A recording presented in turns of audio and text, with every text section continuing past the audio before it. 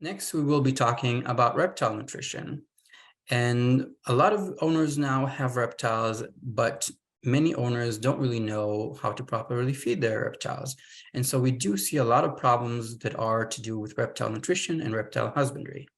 So I want us to understand the challenges of reptile nutrition in terms of the fact that there are many species with a varied diets and a varied natural habitats which affect their feeding habits. There's also not much research. There are some field studies in reptiles, but we don't have a lot of great data about pet reptiles. There is also the fact that many veterinarians are not very familiar with these species and also not really familiar with their diets. And so it's if you are seeing exotics on an occasion, it is a good idea to keep up to date as much as possible on the literature and review their nutrition when you can. Common pet reptile diets.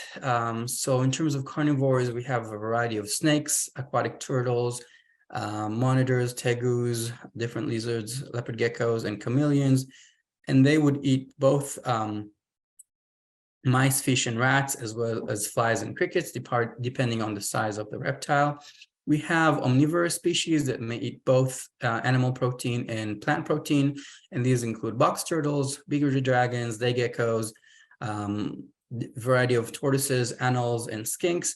And then they tend to eat more insects than other types of animal protein, as well as a variety of fruits and vegetables. And then we have the herbivorous reptiles that includes most tortoises, iguanas, uromastyx, and other species. And these animals usually eat a variety of greens, fruits, and vegetables, and their protein intake tends to be lower compared with the more carnivorous species.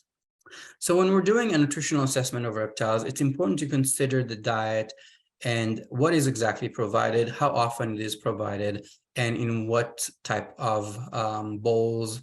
Do they clean the bowls regularly or not?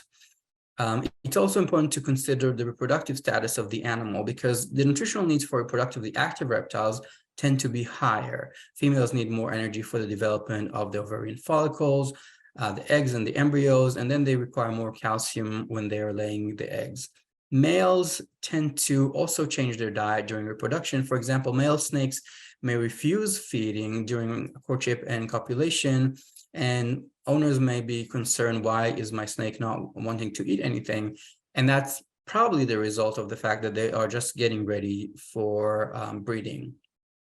Females may also not eat when they're gravid, since there is less space inside their coelomic cavity. And as a result of that, they're not going to be able to feed quite as much. And this is another thing to remember.